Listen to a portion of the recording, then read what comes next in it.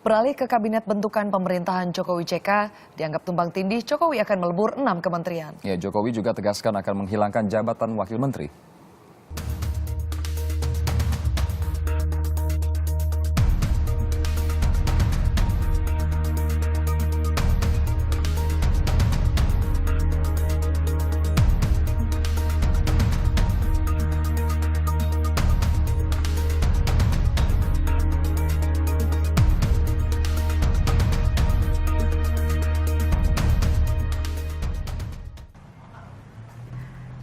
Sebentar lagi Joko Widodo dan Yusuf Kala akan menduduki kursi jabatan RI 1 dan RI 2. Sejumlah persiapan pun telah mereka lakukan, salah satunya dengan melakukan restrukturisasi kabinet. Struktur kabinet inilah yang nantinya akan menemani masa kepemimpinan Jokowi selama 5 tahun mendatang.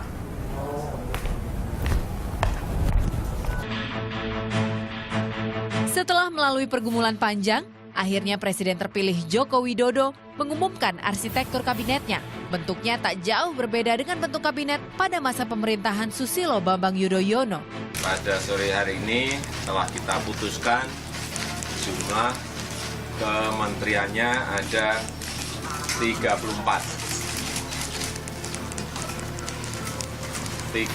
kementerian yang nanti akan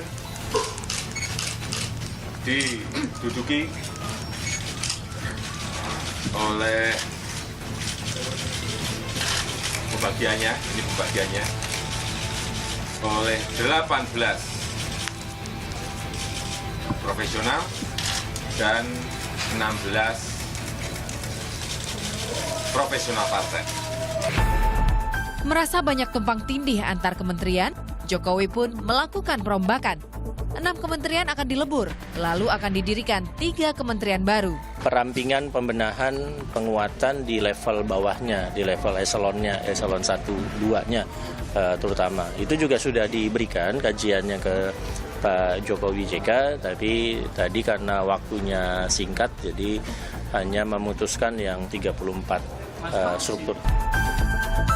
Bukan hanya melakukan peleburan kementerian, Jokowi pun menghilangkan jabatan wakil menteri. Ia hanya menyisakan wakil menteri luar negeri. Alasannya, tanggung jawab membuat menteri luar negeri harus sering bepergian, sehingga harus ada wamen yang menjalankan tugasnya. Tak semua sepakat. Struktur kabinet yang dirilis Jokowi menuai kritikan dari Partai Demokrat. Perombakan besar yang dilakukan membuat Partai Biru sangsi Jokowi bisa mewujudkan janji-janji kampanyenya. Jangan seperti berkesan seperti mau buat negara baru lagi, bikin struktur dan kita ribut dengan strukturnya gitu ya. Nah, sementara prioritasnya sendiri apa? Kalau menurut saya sih bahwa agenda-agenda yang sudah disampaikan pada kampanye Pilpres yang lalu ya. Nah, sekarang udah menang itu dilaksanakan. 16 kursi yang disediakan untuk politisi juga mengundang cibiran. Jokowi JK dituding ingkar janji untuk tidak menerapkan politik dagang sapi. Apalagi ketika kampanye, Jokowi rajin menyerukan jargon koalisi tanpa syarat. Kemudian kita lihat akan diisi orang-orang profesional, tidak ada bagi-bagi kursi pada partai. Ternyata sama saja. Jadi kalau saya lihat ini memang ya kita mulai dibuai oleh kata-kata janji-janji yang tidak sesuai. Pada akhirnya rakyat akan tahu kualitas pemimpinnya bagaimana. Namun di mata pengamat psikologi politik UI, sikap Jokowi JK yang memberikan jatah 16 kursi menteri kepada partai politik dianggap wajar. Strategi itu dilakukan supaya tak terjegal di Senayan.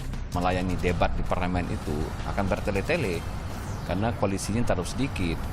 Nah, dalam konteks begitu, Pak JK memang realistis melihat politik gitu, bahwa dibuka ruang ya bagi partai-partai dari koalisi sebelah gitu untuk bergabung.